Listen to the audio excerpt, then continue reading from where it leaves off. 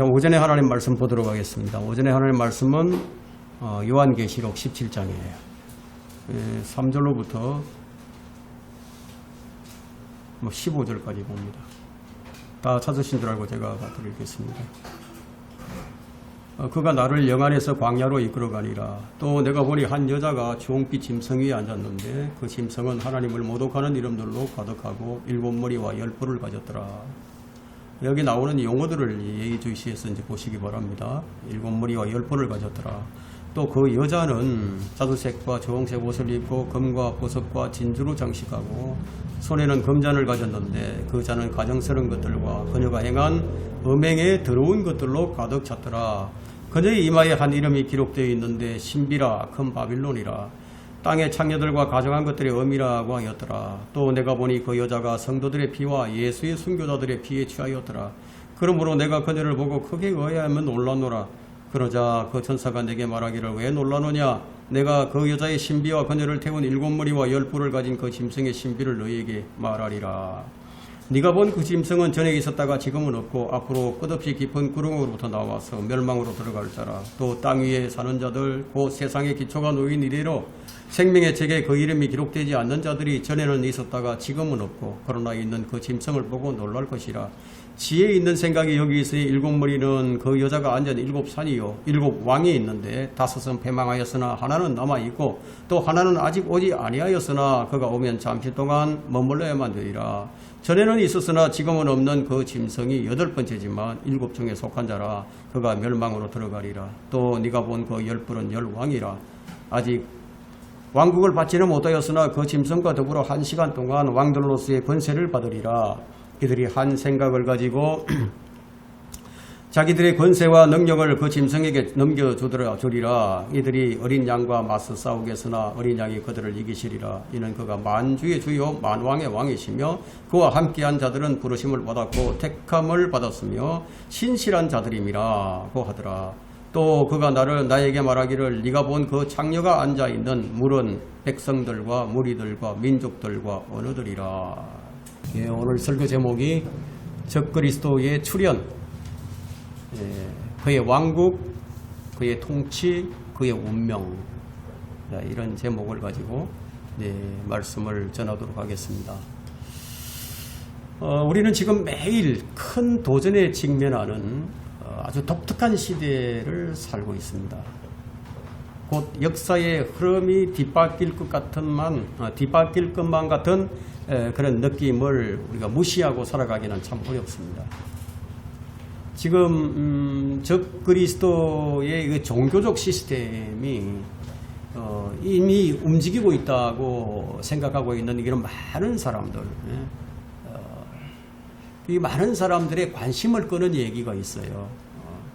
그러나 그런 역사의 흐름이 성경과 일치하지 않는다면은 그것은 아무런 의미가 없습니다. 우리는 그러한 증거들을 성경에서 확인해 보고자 합니다. 적그리스도는 누구인가? 그는 언제 출현할 것인가? 또 그의 왕국은 어떻게 세워질 것인가? 그의 왕국에서 그는 어떻게 통치를 할 것인가? 그의 특성은 무엇인가? 그리고 그의 운명은 어떻게 될 것인가? 라는 것은 성경에 모두 기록이 되어 있습니다. 한 시간에 다 설명할 수는 없지만 여러분이 쉽게 이해하도록 요점만 설명하도록 하겠습니다. 여러분이 잘 아시다시피 이 성경은 예수 그리스도에 관한 책이지만 또 다른 중대한 한 인물이 있습니다. 그가 바로 적그리스도예요. 성경은 이 마지막 때에 나타나게 될 아주 신비스럽고 또 무서운 이 인물을 다루고 있습니다. 그는 많은 이름으로 불리는데요. 다니엘서에서는 작은 뿔이라고 불리고 무서운 용모를 한 왕이라고 불리고 있고요. 장차 올 통치자다. 자신을 높이는 왕으로 불립니다. 이 신약에서는 죄의 사람, 멸망의 아들, 악한 자, 적그리스도, 짐승 등으로 불리고 있습니다. 예수님께서 장차 이스라엘과 적그리스도의 관계를 이 예언을 해 놓으셨는데, 요한복음 5장 43절에서 예수님께서 유대인의 왕으로 오셨어요. 메시아로, 그들의 메시아로 왔는데 유대인들이 거부를 했죠. 거부를 하니까 예수님께서 이런 예언을 하셨어요. 내가 내 아버지의 이름으로 왔으나 너희가 나를 영접하지 아니하는도다. 만일 다른 자가 자기 이름으로 오면, 자기 이름으로 온대요. 예수님은 아버지의 이름으로 왔어요. 그런데 이 자는 자기 이름으로 온다. 자기 이름으로 오면 너희가 그를 영접하리라. 유대인들이 그들을 영접할 것이라고 얘기하는 거죠. 자, 이것을 볼 때 적그리스도는 종교와 매우 밀접한 관계가 있는 것이 분명해집니다. 종교와 밀접한 관계가 있다. 왜냐하면 계시록 우리가 방금 읽었던 이 계시록 17장에 한 종교 창녀가 있는데, 이 의미에 창녀의 의미, 이 창녀의 의미가 적그리스도라는 짐승 위에 앉아 있는 모습을 볼 수 있기 때문이에요. 예. 한 여자가 주홍빛 짐승 위에 앉아 있는데 짐승을 타고 있어요. 지난 2013년이죠. 2013년에 부산에서 WCC 로잔 대회가 이제 개최가 되었습니다. 그때 참여한 이 종교 지도자들을 보게 되면 이 기독교 대표자들, 캐톨릭의 그 추기경, 그리고 루트교, 그리고 동방정교. 예, 동방정교는 그리스 정교, 러시아 정교를 얘기하거든요. 동방정교. 그리고 온갖 종교들이 다 모였어요. 자, 이것은 이제 종교다원주의, 예, 종교다원주의와 로마 카톨릭으로 가는 이 복음주의를 말하고 있는 거예요. 그러면 WCC 대회가 근데 2024년, 그러니까 11년 만에 9월 22일이니까 다음 주죠? 다음 주부터 일주일간 송도에서 개최된다고 합니다. 그러면 WCC라는 이 세계 기독교, 세계 교회 협의회라는 이런 간판을 달고서 모든 종교를 인정하는 세계 단일 교회를 추구하는 모임이에요. 이 성경의 이 마지막 징조들이 우리 눈앞에서 지금 이루어지고 있는 겁니다. 이게 많은 단체들이 나오죠. WCC, WEA, NCCK, 로잔 대회, 뭐 자유주의 신학, 뭐 이런 것은 큰 도성 바벨론, 이 음녀들의 의미, 그리고 로마 카톨릭과 개신교를 이어주는 다리 역할을 한다는 거예요. 이런 것들이. 그러면 이런 현상은 거대한 종교 창녀가 타고 앉을 적그리스도가 출현할 것을 알리는 신호라고 할 수가 있습니다. 그러면 적그리스도가 어떻게 나타날 것인가? 이게 그걸 보여주는 거죠. 그죠? 예, 종교와 밀접한 관계가 있다.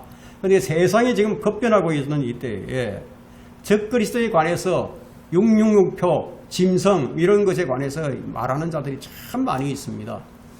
그가 언제 올 것인지는 우리는 정확히 알 수가 없습니다. 지금 일어나고 있는 이스라엘과 하마스의 전쟁, 그리고 레바논과의 전쟁, 심지어 트럼프의 암살 사건 등등을 지금 적그리스도와 관련 짓는 자들이 참 많이 있어요. 그런데 우리는 성경으로 확인되지 않는 그런 것들은 말하지 않는 것이 본인에게 좋습니다. 자신에게 좋습니다.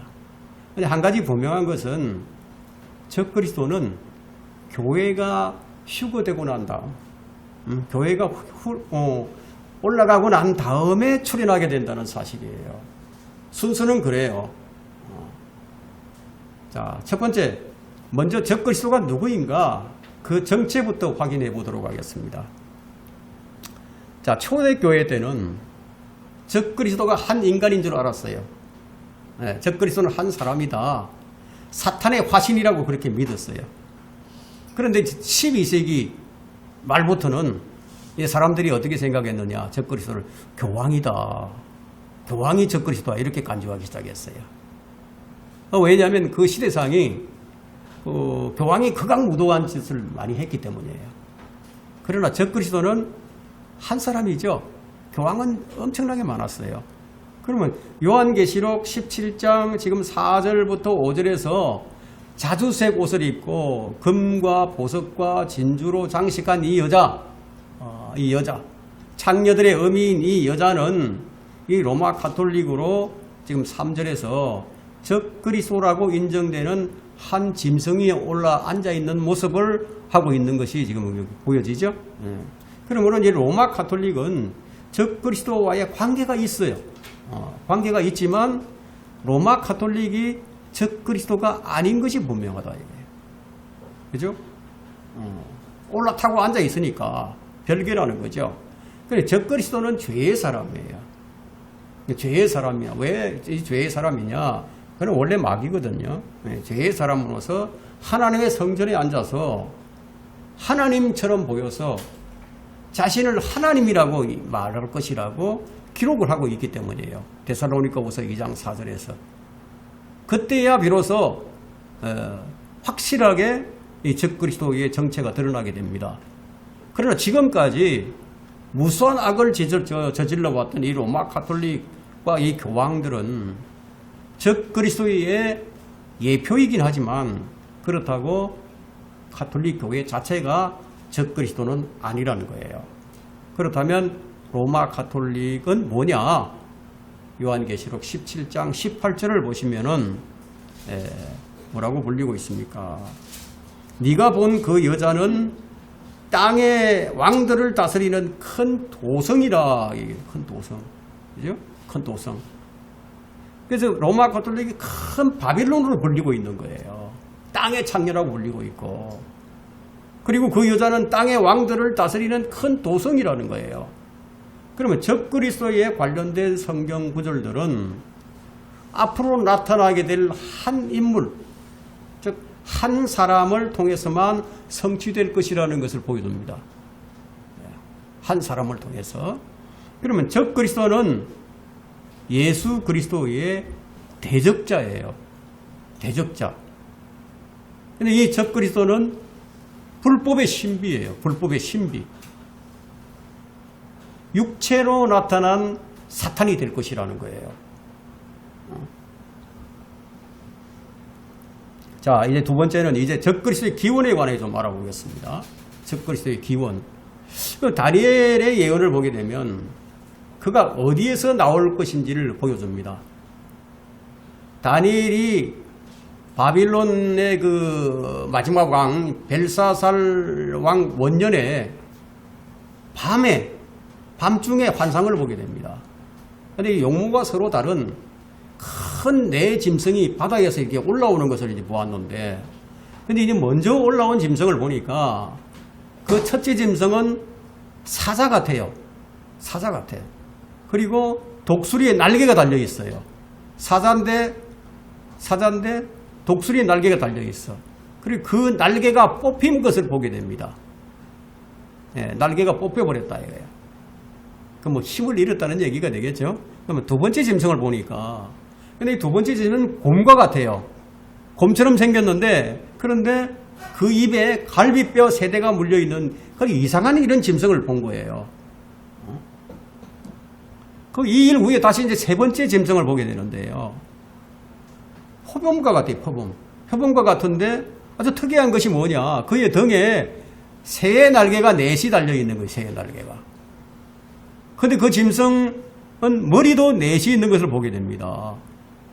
그리고 그것을 본 후에 다시 또 밤의 환상을 봅니다. 밤의 환상. 낮의 환상을 보는 게 아니라 밤의 환상을 본단 말이에요. 그럼 밤의 환상을 통해서 이 네 번째 짐승을 보는데 그것이 다니엘 7장 7절과 8절에 나와 있습니다. 그래서 여러분이 이제 그 다니엘이 밤에 본 환상이라는 이 대목에 여러분들이 주목하시길 바랍니다. 왜 밤을 강조하고 있는가? 한번 보겠어요. 다니엘 7장 7절과 8절 한번 봅니다. 오늘 많은 성경 공부가 될 거예요. 또 이걸 알게 되면 이제 흐름을 쫙 알게 되고요. 올바른 교리가 정립이 될 수 있으니까 어떤 얘기를 하더라도 흔들리지 않게 됩니다. 자, 7절과 8절을 봅니다. 다니엘 7장 7절과 8절. 자, 이 일 후에, 그죠? 이 일 후에 내가 밤의 환상들을 보았고 밤의 환상들을 보았다. 넷째 짐승을 보았는데 두렵고 무서우며 힘이 매우 세고 또 철로 된 큰 이빨을 가졌더라. 그 짐승이 먹고 산산이 부수며 그 나머지는 발로 밟더라. 무섭죠. 발로 밟아요. 짓밟아 버린다는 거예요. 부수고. 그 짐승은 먼저 있었던 모든 짐승들과 다르며 또 그 짐승은 10뿔을 가졌더라. 내가 그 10뿔들을 살펴보았더니 보라, 그것들 가운데서 또 다른 작은 뿔이 나오더니 먼저 나온 뿔 3개가 그 앞에서 뿌리채 뽑히더라. 또 보라, 이 뿔에는 사람의 눈 같은 눈이 있고 또 큰 일들을 말하는 입이 있더라. 이게 다니엘은 이게 나중에 나온 이 작은 뿔이 앞으로 일어날 왕이라는 거예요. 앞으로 일어날 왕인데, 근데 이 왕이 놀라운 지성과 웅변력과 큰 일을 말하는 그런 입을 가진 한 인물이라고 얘기합니다. 근데 그가 얼마나 뻔뻔한지, 뻔뻔하고 오만하고 거만하고 사람들을 박해하고 때와 법을 변경시킨다. 때와 법을. 그리고 가장 높으신 이의 성도들, 그러니까 가장 높으신 이의 성도들은 누구냐면 다니엘이 지금 이것을 기록하고 있을 때 그때 당시의 성도들이 누구예요? 다니엘의 민족이죠. 유대인들이란 말이에요. 그 유대인들, 그러니까 높으신 이의 성도들은 한 때와 두 때와 반 때, 그러니까 곧 3년 반 동안 그의 손에 주어질 것을 예언하고 있는 거예요. 유대인들이 그의 손에 넘겨질 것이라는 것을 얘기하고 있죠. 그러면 때가 뭐냐? 때. 한 때와 두 때와 반 때니까 이걸 볼 때 우리가 어떤 시기를 얘기하는 것인 줄 알 수 있습니다. 어떤 기간이에요. 3년 반이죠. 3년 반. 한 때와 두 때와 반 때. 그럼 어떤 시기를 말하고, 법은 뭐냐? 법은 율법 또는 도덕법이나 생활에 관한 어떤 법을 말하는 것임을 알 수 있습니다. 때와 법을 변경한다는 거죠. 문제는 이제 뭐냐면 이 적그리스도가 그러면 어디에서 나올 것인가 하는 거예요. 어디에서 나올 것인가. 적그리스도가 나올 장소가 있어요. 그 장소는 다니엘의 환상에서 우리가 확인할 수가 있는데, 숫염소의 거대한 뿔의 자리에서 생긴, 숫염소는 알렉산드리아 대왕을 얘기하거든요. 그 알렉산드리아 대왕 그 후에 4개의 큰 두드러진 뿔 중에서 그 중 하나에서 올라온 작은 뿔을 통해서 볼 때 그 사람은 무서운 사람인데 그리스 제국에서 나뉜 그죠? 헬라 제국에서 나뉘어집니다. 4개로 나누어지죠. 쪼개진단 말이에요. 그 중 하나인데 그 중 하나가 누구냐? 시리아에서 나올 것이다. 그러면 바울의 예언을 보게 되면은 이 적그리스도가 언제쯤 나타날 것인지를 보여줍니다. 언제쯤 나타날 것이냐, 이게. 데살로니가후서 2장 3절부터 이 10절 가운데 이제 나타나는데요. 우리 2장 3절만 보게 되면은 아무도 어떤 모양으로든지 너희를 미혹하지 못하게 하라. 이는 배교하는 일이 이르지 않고 또 죄의 사람 멸망의 아들이 이르지 않고는 그날이 오지 아니함이라. 그날이 오지 아니함이라. 이것은 지금 예수 그리스도의 재림을 얘기하거든요. 예수 그리스도가 지상 재림을 할 때가 언제냐? 멸망의 아들이 나타나지 않고서는 예수 그리스도의 재림이 없다는 얘기예요. 그렇다면은 지금 멸망의 아들이 안 나타났는데 지금 오늘날 나는 예수다, 나는 재림 예수다 이렇게 얘기하는 자들은 모두 가짜죠. 가짜란 말이에요. 아이러니한 것은 뭐냐 하면은 교회의 배교가 일어나야 그 일이 도래한다는 거예요. 교회의 배교. 교회가 배교한다. 그럼 지금 교회를 모습을 한번 보세요. 교회가 종교 통합으로 배교를 하고 있죠. 그럼 배교가 시작이 되었어요. 지금 배교가 지금 무르익어 갑니다. 바울이 이제 적그리스도를 여기서 이제 멸망의 아들로 불렀는데 이건 매우 의미심장한 얘기예요. 멸망의 아들은 성경에 딱 2번 나와요. 2번 나오는데 한 번은 요한복음 17장 12절에서 유다 이스카리옷을 가리킬 때 한 번 쓰였어요. 또 한 번은 지금 방금 읽었던 데살로니가후서 2장 3절에서 이 죄의 사람, 이 적그리스도에게 사용이 됩니다. 바울은 이 적그리스도의 출현을 불법의 신비라고 부르고 있어요. 불법의 신비. 그러면 하나님께서 육신으로 나타나신 것을 가리켜서 경건의 신비라고 했어요. 이 경건의 신비는 성령에 잉태되어서 처녀 마리아에게서 예수님 태어나셨어요. 이렇게 해서 예수님이 하나님의 아들이 되셨어요. 그러면 경건의 반대가 불법이라는 거예요. 그럼 여러분들이 금방 이해가 되죠. 경건의 반대가 불법이다. 그리스도께서 하나님의 아들인 것처럼 적그리스도는 멸망의 아들이에요. 예수님은 성령으로 잉태하여 처녀에서 태어났기 때문에 적그리스도는 그러면 사탄에 의해서 잉태한 여자로부터 태어날 것이라는 거예요. 성경은 이에 관해서 확실한 근거를 제시해 줍니다. 창세기 3장 15절에서 하나님께서 이미 제시를 해놓았어요. 내가 너와 여자의 씨, 내가 너와 여자 사이에 또 네 씨와 여자의 씨 사이에 적의를 두리니 그의 씨는 너의 머리를 부술 것이요 너는 그의 발꿈치를 부술 것이라. 여기서 이제 여자의 씨는 그리스도죠. 그러면 뱀의 씨는 적그리스도예요. 그런데 왜 유다를 예수님의 제자였던 유다 이스카리옷을 멸망의 아들로 불렀을까요? 여기서 우리는 성경이 스스로 말씀하시는 것에 주목해야 됩니다. 요한복음 6장 70절부터 71절은 예수님께서 말씀하시는 그런 내용인데 내가 너희 12를 택하지 아니하였느냐 그러나 너희 중 하나는 마귀니라 12 제자 중에 하나가 마귀야. 주께서 시몬의 아들 유다 이스카리옷에 대해 말씀하셨습니다. 분명히 시몬의 아들이에요. 근데 마귀라고 말해요. 여러분 불법의 신비가 뭔지 이해가 되시죠? 경건의 신비의 반대가 불법의 신비야. 그러니까 이 자는 시몬의 아들로 태어난 마귀였어요. 성경의 어떤 구절에서도요.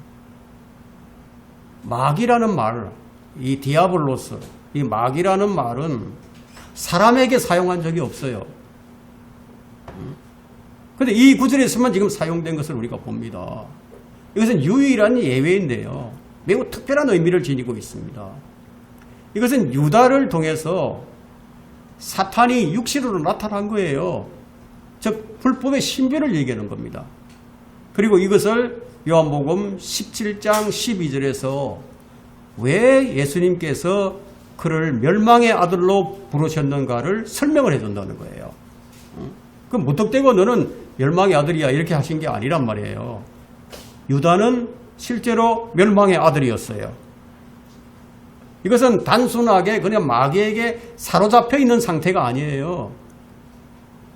마귀가 육신으로 나타난 사람이라는 말이에요. 그렇다면 유다와 적 그리스도가 둘 다 멸망의 아들로 지금 불리고 있는데 그러면 그들이 동일 인물인가 아니면 두 명의 멸망의 아들이 있는 것인가 이런 의문이 생길 수 있겠죠.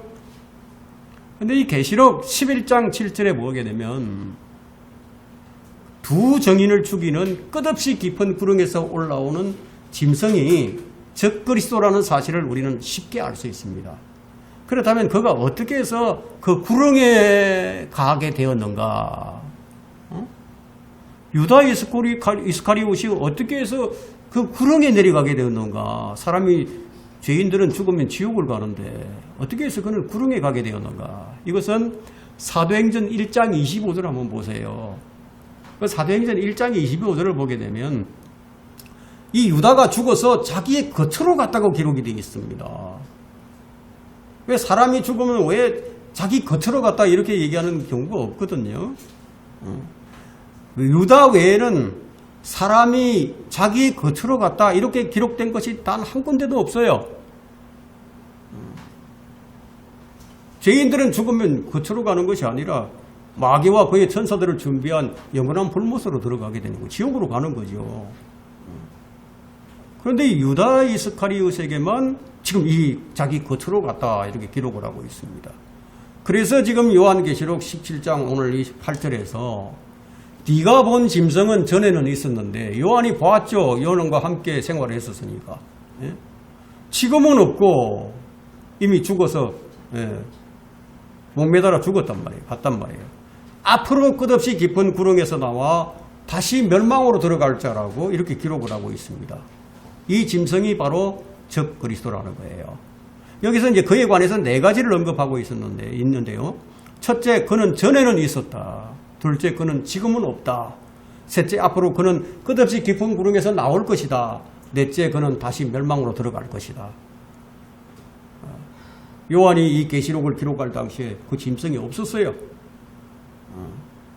그러나 전에는 있었단 말이에요.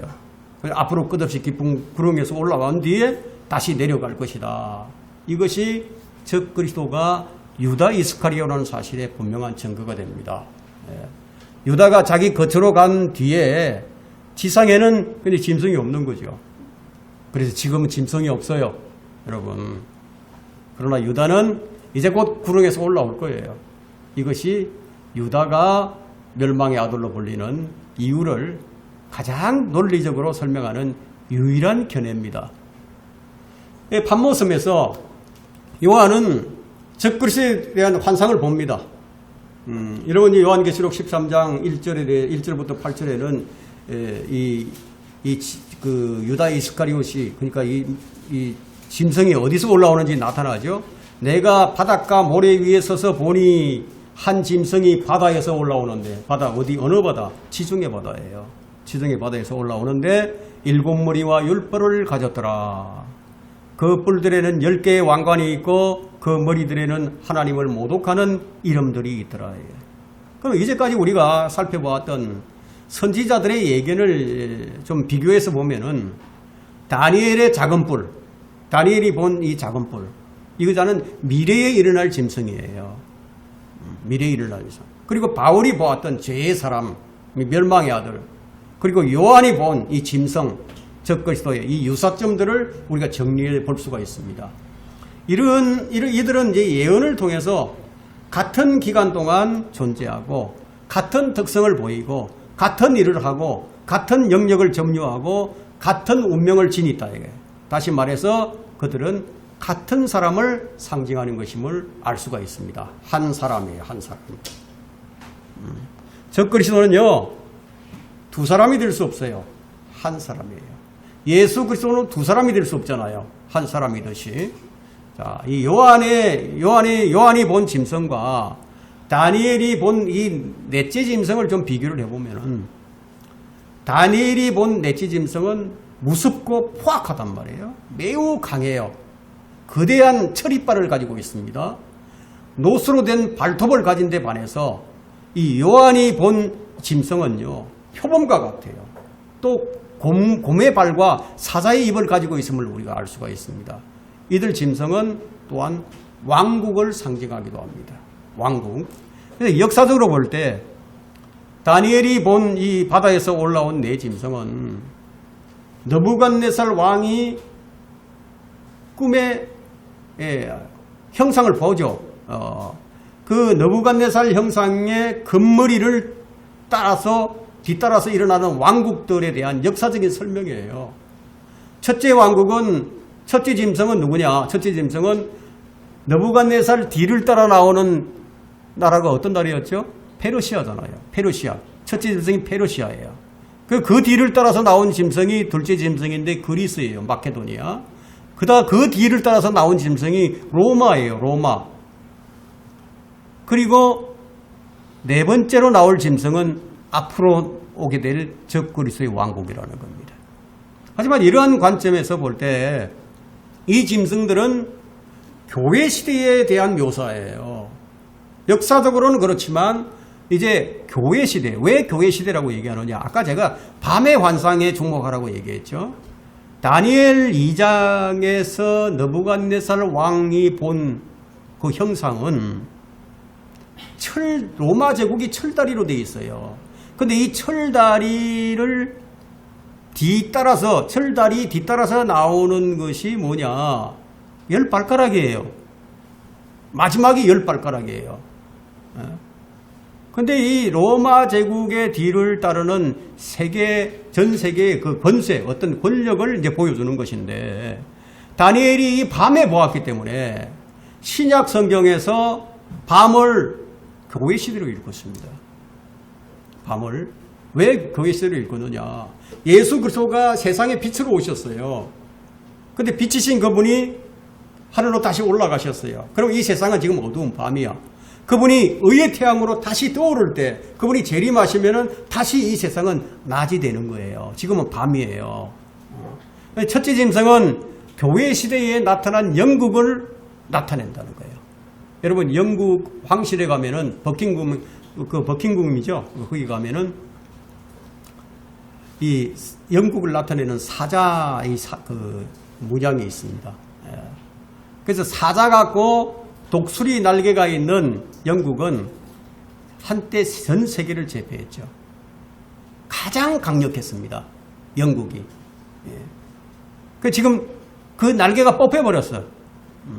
해가 지지 않는 나라였는데 해가 져버렸어. 이제 날개가 뽑혀버렸거든요. 둘째 짐승은 뭐냐? 둘째 짐승은 러시아예요. 러시아. 자, 곰은 러시아를 상징하거든요. 그래서 러시아는 이 소비에트 연방 국가였었습니다. 세계를 그냥 뒤흔들었죠. 패권 국가였습니다. 그런데 이제 세 번째 짐승은 미국과 같아요. 표본과 같다. 현재 전 세계에서 가장 최고의 강대국이죠. 그죠? 근데 이제 요한이 보았던 이 바다에서 올라오는 짐승과 또 그 짐승에 대한 의미를 좀 살펴보고자 합니다. 자, 우리는 이 고대 로마 제국이 매우 강하고 거대한 철이빨과 노스로 된 이 발톱을 가진 그런 짐승과도 같은 큰 힘이 있었다는 것을 우리가 역사를 통해서 알고 있어요. 또 요한이 그 네 짐승의 그 환상에서 첫째 짐승은 표범 같고, 둘째는 곰과 같고, 셋째는 사자의 입을 같은 이런 짐승을 보았는데, 앞으로 세워질 이 넷째 왕국은요, 이 세 제국의 특징을 모두 가진다는 사실을 우리가 발견할 수가 있습니다. 첫째, 둘째, 셋째 짐승 모든 그 특성을 다 가지고 있다. 그래서 다니엘이 본 넷째 짐승과 요한이 본 짐승은 동일 인물로서 부분적인 일치가 아니라 완전히 일치하는 거예요. 그들의 활동 기간도 아주 정확하게 일치를 합니다. 즉 다니엘이 말한 한 때와 두 때와 반 때는 요한이 말하고 있는 42달이에요. 3년 반. 그리고 로마 제국이 AD 364년에요. 종교적 분쟁이 일어납니다. 그 종교적 분쟁이 일어나서 동과 서로 나누게 됩니다. 그러니까 서방 종교와 동방 종교로 나누어지게 되죠. 이때 이제 제국으로서의 로마 제국으로서의 국가적 생명은 다 해버렸습니다. 국가적 생명 끝났어요. 그런데 종교적으로는 계속 존속해 왔단 말이에요. 그 영향력을 잃지 않고 있는 거죠. 이것은 그리스 종교가 러시아 종교로 확대되고요. 로마 카톨릭은 이것이 남미와 미국까지 확대가 됐단 말이에요. 그리고 오늘까지 지금 존속해 오는 거예요. 로마 제국이.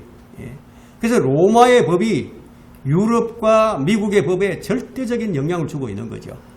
이런 의미에서 로마 제국은 지금도 계속 존속해 오고 있고 영향력을 주고 있다는 것을 알 수 있습니다.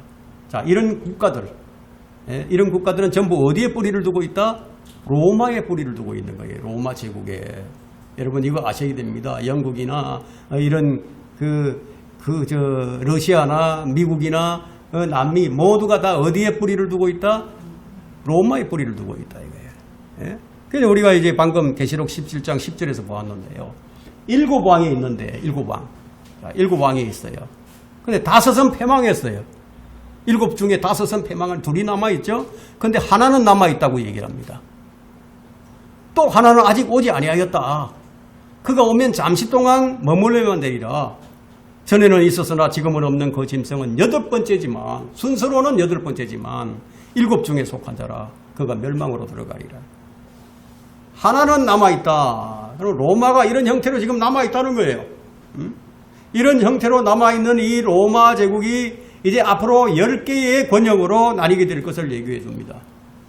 앞으로 10개로 나누어질 것이다. 우리가 이것이 어떻게 나누어질 것인지는 우리는 분명하게 알 수는 없지만 반드시 나누어진다는 거예요. 성경은 분명하게 열불과 열왕관을 제시해 줍니다.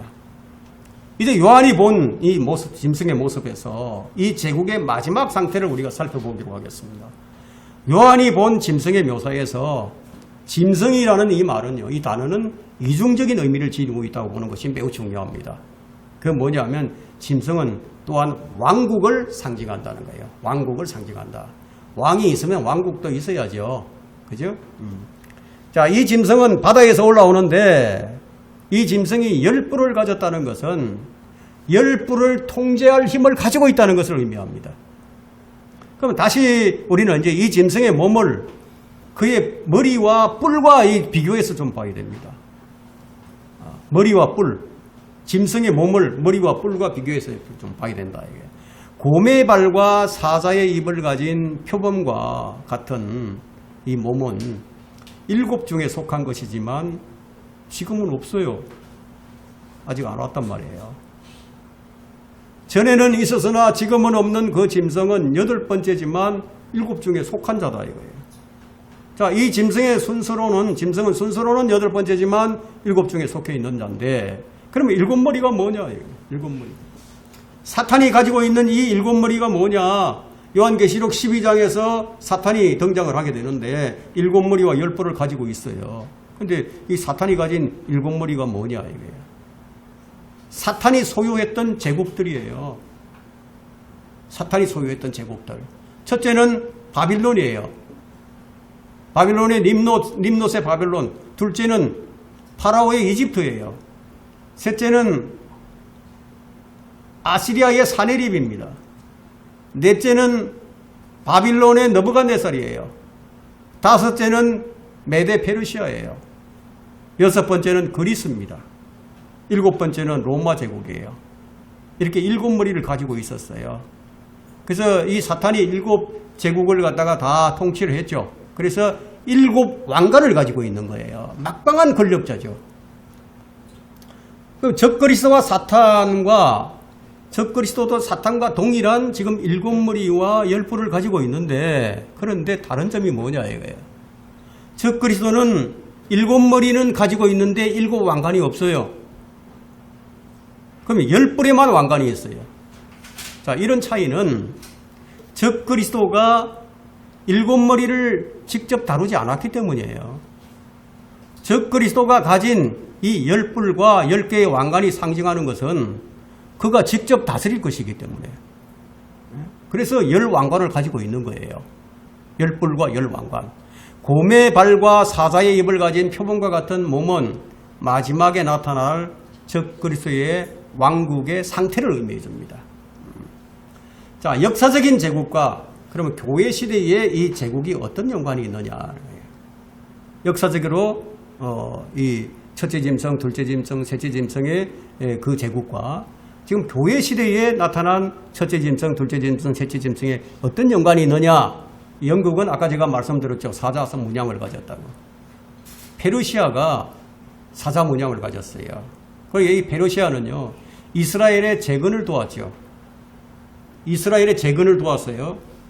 그 코레스 왕의 칙령을 내리고 이렇게 해서 바빌론에서 돌아오는 그 이스라엘의 재건을 도왔습니다. 그리고 영국 또한 벨포어 선언을 해서 이스라엘의 재건을 도왔습니다. 1917년에 벨포어 선언을 하고 1948년 5월 14일 날 이스라엘이 재건하는데 영국이 도왔단 말이에요. 그러니까 짐승이 사자의 입을 가졌다는 것은 즉 그리스도의 왕국이 쓰는 언어를 얘기하는 겁니다. 언어가 뭐냐? 영어다. 영어. 영어를 쓸 것임을 시사해 줍니다. 그러면 짐승이 곰의 발을 가졌다는 것은 러시아는 곰을 상징하는 나라인데요. 러시아는 막강한 힘으로 세계를 지배했죠. 러시아는 공산주의 종주국이에요. 사회주의 국가예요. 이것은 그의 왕국의 정치가 사회주의 형태가 될 것임을 의미하는 거예요. 정치가요.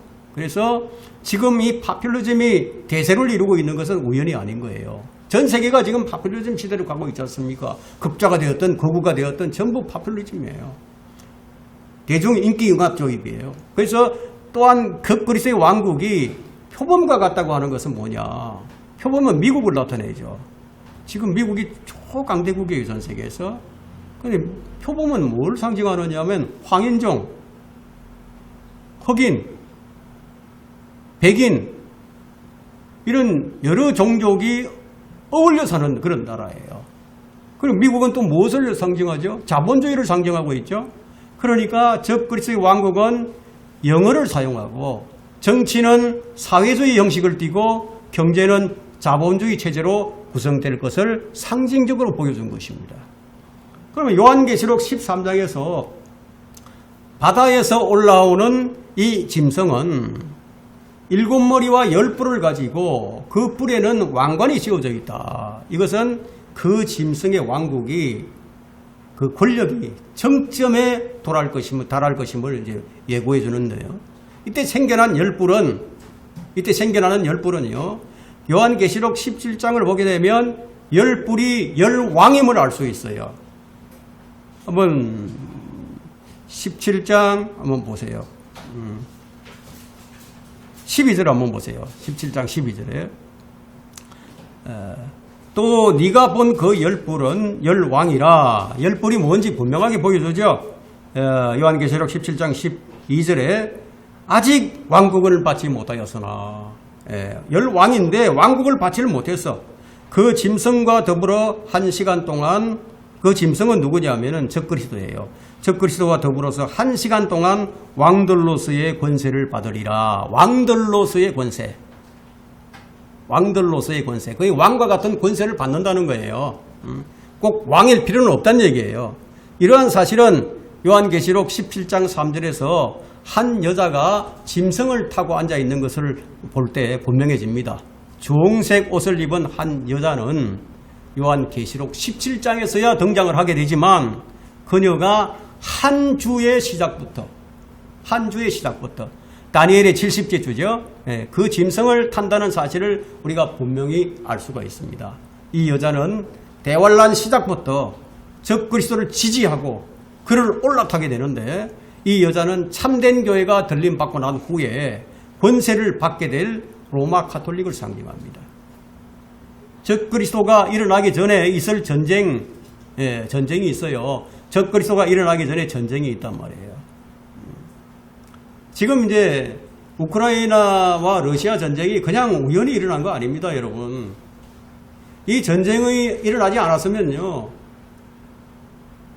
이 유럽은 전쟁 준비 안 해요. 이 전쟁이 일어남으로 인해서 지금 전쟁 준비를 하게 됐거든요. 군비 정강을 하고 군인들을 징집하고 이런 일들이 지금 일어난단 말이에요. 그래서 적그리스도가 일어나기 전에 있을 전쟁 중에 옛 로마 제국 영토 내에 위치하는 그런 나라들, 그 나라들이 공동 방어를 위해서 동맹을 이루게 된다. 그게 나토죠, 나토. 나토 동맹이단 말이에요. 그래서 그 나토가 강력한 무장을 하겠죠. 짐승의 10뿔에서 알 수 있듯이 이 동맹에 참여하는 나라는 어떻게든 간에 이것이 나중에 10개의 형태로 나눠지게 될 것이라는 거예요. 10개의 형태로. 의심할 여지가 없이 카톨릭은 이러한 과정에서 아주 큰 역할을 감당하게 될 거라는 겁니다. 그에 대한 보상으로 정치적인 어떤 권력을 막강하게 가지게 되겠죠. 그리고 그 창녀는 교회국가 연합을 주도하게 될 겁니다.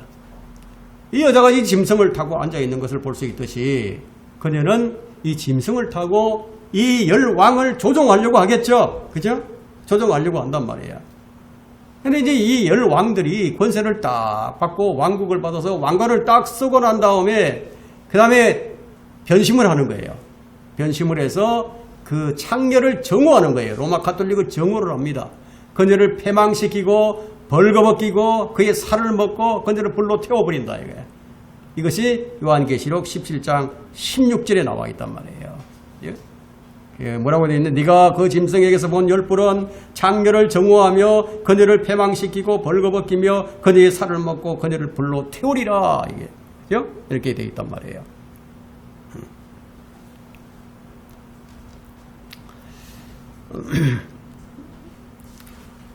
그리고 왜 그런지 이제 그 이유는 우리가 이제 분명히 이제 알 수는 없어요. 그 왜 그렇게 하는 건지. 근데 창녀교회가 이전처럼 그 왕들을 마음대로 지배하려고 들려고 했을 가능성이 이제 많겠죠. 그런 일이 일어나겠죠. 예전처럼 왕들을 마음대로 지배하려고. 예전에 교황이 인정을 안 하면요, 왕위로 왕위에 오를 수가 없었어요. 다니엘이 본 신상의 10발가락이 다리와 발로 된 로마 제국에 연결되어 있는 걸 봅니다. 그죠? 그 사이에 어떤 나라가 없어요. 로마는 두 다리로 되어 있잖아요. 동방정교와 서방정교 두 다리로 이렇게 되어 있단 말이에요. 발로 이어져 있잖아요. 근데 10발가락으로 내려오는 거죠. 그러면 이게 로마 제국이 이렇게 쭉 되어 있는데, 요한계시록 17장 12절에 이 열왕은 적 그리스도와 함께 세상을 통치한다는 거예요. 그래서 예수 그리스도께서 오실 때 이 땅의 마지막 왕국은 열왕이 통치하는 왕국이 되는데, 그러면 열왕으로 구성된 이 10개의 나라가 연합한 왕국이라는 거예요. 이들은 악마 같은 왕들이다. 악마 같은 왕. 지금 일어나고 있는 이런 전쟁이 그들을 준비시켜 줄 겁니다. 이들은 왕들로서의 권세를 받게 되는데, 그러나 왕이라고 꼭 부를 필요는 없죠. 왕들로서의 권세를 받을 것이라 이 말씀에 따라서 그들은 어떤 총리나 수상이나 대통령 등으로 불리겠지만 왕들로서의 권세를 가지게 될 것이다. 하지만 이 열왕은 적 그리스도에게 그들의 권세를 다 넘겨줍니다. 자, 이 계시록 17장 13절에요. 이들이 한 생각을 가지고 자기들의 권세를 자기들의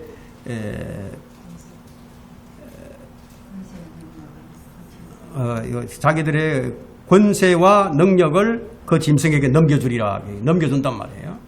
그럼 로마 가톨릭은 모든 주지사, 대통령, 수상, 대사를 로마 가톨릭 교회에 다 종속시키려고 하겠죠. 이런 열왕을 가장 강력한 정치 세력이 될 것이라는 것은 분명합니다. 가장 강력한 정치 세력. 이 사탄이 세상에 내려와서 통치하는 장면이 바로 유다 이스카리ot의 영이 구릉에서 나와서 교황이 됐는지는 우리는 알 수는 없지만, 그가 사탄의 자리에 앉아 권위 있게 말하면서 열왕을 다 모으게 될 것이란 말이에요. 만일 이 설교를 듣는 가톨릭 신자가 있다면 진지하게 고민을 합니다. 거기서 빠져나오기를 바랍니다. 요한계시록 18장 4절부터 5절에 이렇게 말하기 때문에 나의 백성들아, 나의 백성들아, 그녀에게서 나오라. 그리하여 그들의 죄들의 동참자가 되지 말고 그녀의 재앙들도 받지 말라. 이는 그녀의 죄들이 하늘까지 닿았고 또 하나님께서는 그녀의 불의를 기억하셨기 때문이라. 자, 이때 예수 그리스도께서 지상 재림을 하시게 됩니다. 적 그리스도의 왕국이 최고의 절정에 이를 때, 그때 예수님께서 지상 재림을 한단 말이에요. 그러면 이 큰 바벨론이 누구인지 아는 데는 그리 어렵지가 않죠. 성경이 그 정체를 폭로를 하고 있기 때문에. 그 계시록 17장 4절과 5절을 다시 보겠습니다. 4절 5절. 또 그 여자는 자두색과 주홍색 옷을 입고 금과 보석과 진주로 장식하고 손에 금자를 가졌는데, 교황 모습을 한번 보세요. 똑같죠? 그 자는 가장스러운 것들과 그녀가 행한 음행에 더러운 것들로 가득 찼더라. 그녀의 이마에 한 이름이 기록되어 있는데 신비라, 큰 바빌론이라, 땅의 창녀들과 가정한 것들의 음이라고 하였더라. 신비라고도 불리고 큰 바벨론이라고도 불리고 땅의 창녀들과 가정한 것들의 음이라고 이렇게 불리고 있습니다. 자, 하나님께서 이 성모교회라고 고백하는 이 종교 창녀를 누구에게 연결시키는지 한번 보세요. 7머리와 10뿔을 가진 짐승과 사탄에게 연결시킨단 말이에요. 그리고 로마 교회는요, 그리스도의 신부를 흉내냅니다. 그리스도의 몸을 흉내내는 이 사탄의 교회란 말이에요. 그 지도자는 이 세상 신인 바로 사탄이란 말이에요. 여러분, 우리가 함부로 어떤 교회를 가리켜서 저거 사탄의 교회다 이렇게 부르면 안 돼요. 성경이 정확하게 사탄의 교회가 뭔지를 보여주잖아요. 로마 가톨릭이라고.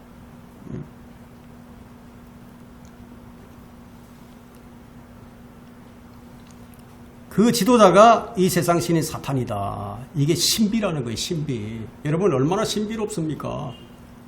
어떻게 이런 일이 있을 수 있겠어요? 불법의 신비라는 거예요. 불법의 신비. 데살로니가후서 2장 7절에는 이미 불법의 신비가 활동하고 있다고 지금 언급합니다. 이미 시작이 되었다는 거예요. 활동이. 그럼 아직은 나타나지 않았죠. 자, 이 짐승은 눈에 보이는 형태로 나타난 마귀인데 이렇게 사탄은 용이면서 사람으로 나타난다. 사람들이 이제 그를 보고 매우 놀라게 된다는 겁니다. 이 자가 8번째로 오는 왕인데 이 왕이 그런데 치명적인 상처를 입게 돼요. 치명적인 상처. 그게 뭐겠어요? 암살을 당하게 되는 거죠. 암살. 전에는 있었으나 지금은 없는 그 짐승이 8번째지만 7 중에 속한 자라 이 자는 예수 그리스도가 재림하시듯이 그렇게 2번째로 온다는 거예요. 정리를 하면은 유다 이스카리옷은 그는 사람이지만 끝없이 깊은 구름의 천사며 마귀다. 그는 히브리어로 된 이름을 가졌고 헬라어로 된 이름도 가지고 있는데 아바돈과 아폴로온이죠. 그는 시리아의 동쪽 요르단이죠. 요르단. 지금 시리아의 동쪽 요르단 동쪽의 그 크리옷의 출신입니다. 그는 혼혈 시리아 유대인으로 함족 혈통입니다. 그는 지금 끝없이 깊은 구렁에 있지만 이제 거기서 나와서 잠시 있다가 멸망으로 들어갈 것이에요. 하나님께서는 우리가 이런 사실을 모르기를 원치 않는다고 말씀하십니다. 지혜 있는 생각이 여기 있으니 그 짐승의 숫자를 헤아려 보라. 이 짐승이 적그리스도로 활동할 때 그는 아마도 암살자에 의해서 케네디 대통령이 암살당했죠. 그죠? 또 이번에 트럼프가 암살 시도를 해서 이제 귀 구멍이 뚫리고 불발로 끝났지만 암살을 당한다 이거예요. 그리고 암살을 당해서 죽어요. 땅에 묻히려고 할 거란 말이에요. 그때 그가 죽음에서 일어난다는 거예요. 죽음에서. 이것이 계시록 13장 14절에 있습니다. 계시록 13장 14절에 자 13장 14절에 그가 짐승 앞에서 행할 권세를 받아 그 같은 기적들을 통하여 땅에 거하는 자들을 미혹하며 또 땅에 거하는 자들에게 말하기를 칼로 상처를 입었다가 살아난 그 짐승을 위하여 형상을 만들어야 한다고 하더라. 이때부터 이제 전 세계 형상이 막 만들어져서 근데 오벨리스크처럼 그냥 여기저기 다 세워진단 말이에요. 이 적그리스도는 이 부활을 통해서 그리스도의 부활을 흉내내고요. 온 세상은 그를 기이 여기겠죠. 모든 뉴스 매체에서 다 방영을 할 테니까 얼마나 떠들썩하겠습니까? 그죠? 온 세상이 그를 기이 여겨서 그 짐승을 따르도록 만든다는 거예요. 한번 생각을 해보세요. 그의 암살과 그의 죽음이 온 세상의 생중계로 알려지게 될 때 그 놀라움이 어떠하겠습니까? 이것이 그의 명성과 힘을 증가시켜 줄 것이라는 거예요. 만약에 이 일이 대환란 중간에 즉 용이 하늘에서 쫓겨내려오는 그때 일어난다면은 이것은 적그리스도에게 일어나는 큰 이 변화를 설명해 주는데요. 왜냐하면 상처를 입고 죽기 전에는 그는 부드러운 사람이에요. 호감이 가는 인물입니다. 부드럽고 호감이 가는 왜 부드럽고 호감이 가는 인물인가 하면은요. 그는 중동 전쟁을 종식시킵니다.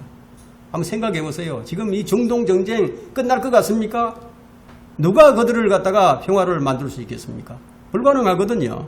근데 그 전쟁을 종식시킨다. 그리고 평화조약을 체결하게 만든다는 거예요. 그뿐만 아니라 어떤 계략으로 중동 사람들에게 호감을 사게 될지는 모르지만 여러분 생각해 보세요. 지금 유대인이 지금 성전을 세우게 되는데 그곳에는 지금 이슬람 사원이 이제 황금 성전이 거기에 있단 말이에요. 그걸 헐어내고 어떻게 거기다가 이슬람 유대인 성전을 지을 수 있겠습니까? 그거를 체결을 해서 그걸 세우게 만든다는 거예요. 그런 인물이라는 거죠.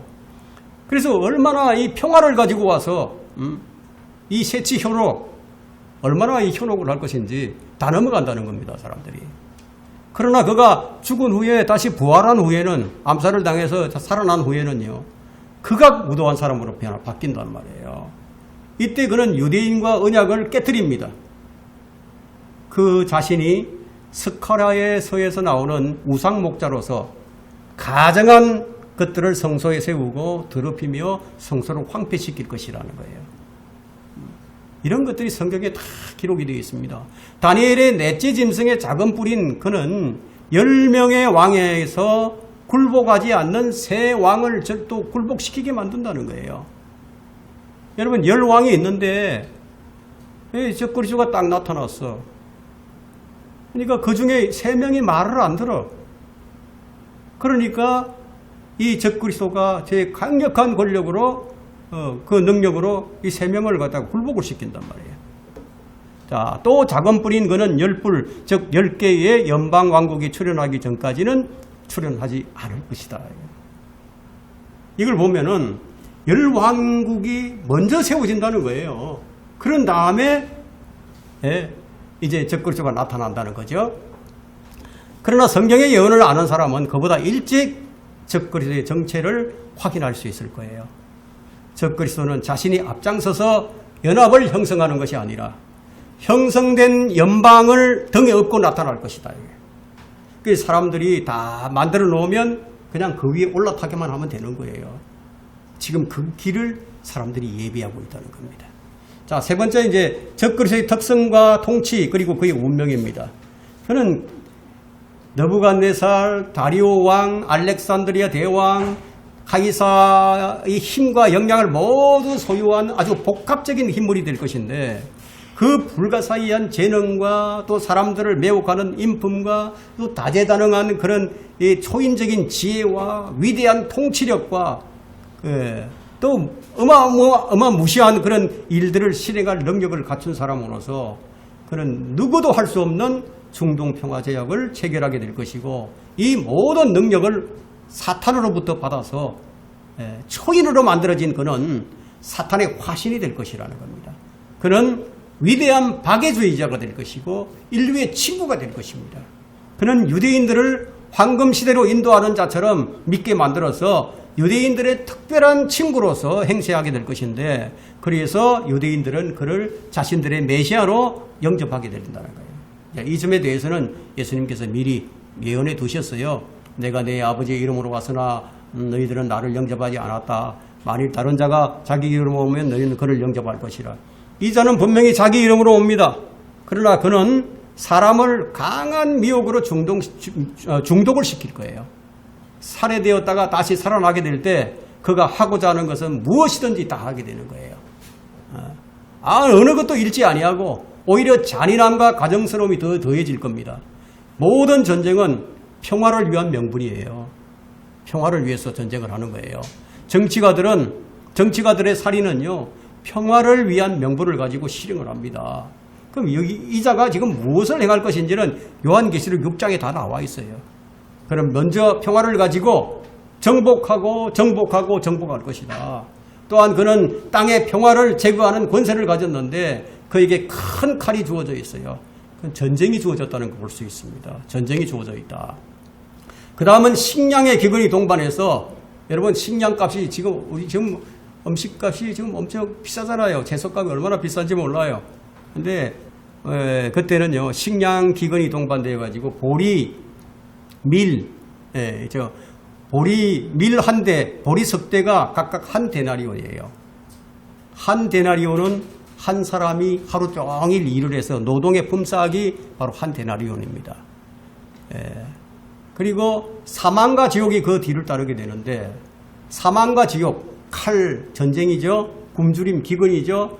땅의 짐승들로 땅의 4분의 1을 죽일 권세를 가지고 죽이고 또 죽인다는 거예요. 얼마나 많은 사람들을 죽일 것인지 한번 생각해 보세요.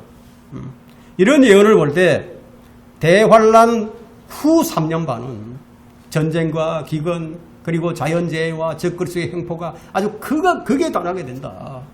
우리 주님께서 이 날을 표현하시기를 마태복음 24장 21절에서 이는 그때 대환란이 있으리니 그와 같은 것은 세상이 시작된 이후로 지금까지 없었으며 또 결코 없을 것이기 때문이라. 전무후무한 일이 일어난다. 상상할 수 없는 일들이 일어난다는 거예요. 적그리스도는 다니엘의 70째 주, 즉 7년 동안 통치를 하게 될 터인데요.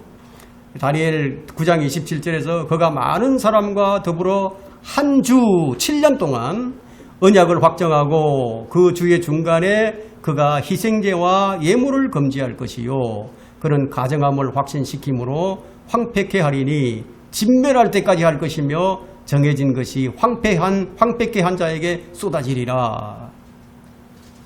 이런 일들이 있을 것이다. 여러분, 교회가 휴거된 다음에는 유대인들은 모두 고토로 다시 돌아옵니다. 지금은 다 돌아오지 않았어요.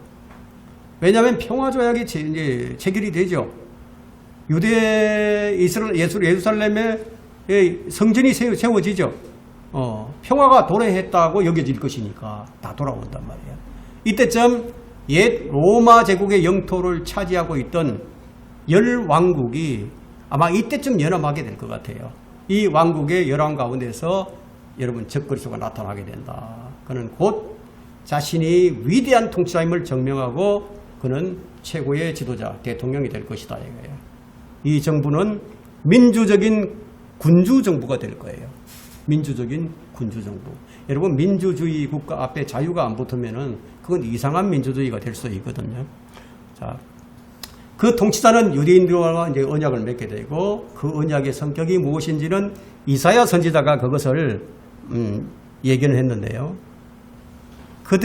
유대인들이 앞으로 적그리스도와 맺게 될 이 언약을 사망과 지옥의 언약이라고 이사야 28장 15절에 예언을 해두었습니다. 3년 반 동안은 그 약속을 지키지만 그 이후에는 파괴한다 이거예요. 그리고 남은 3년 반 동안에는 대환란이라고 불리는 아주 끔찍한 그런 박해를 유대인들에게 가하게 될 것이다. 그렇지만 그 박해는 유대인들에게만 한정되지 않습니다. 요한계시록 13장 7절과 8절에는 그에게 다음과 같은 권세가 주어져 있기 때문이에요. 그가 성도들과 싸워 그들을 이기는 권세를 받았으며 모든 족속과 언어와 민족을 다스리는 권세를 받았더라. 모든 족속과 언어와 민족을 다스리는 권세를 받았더라.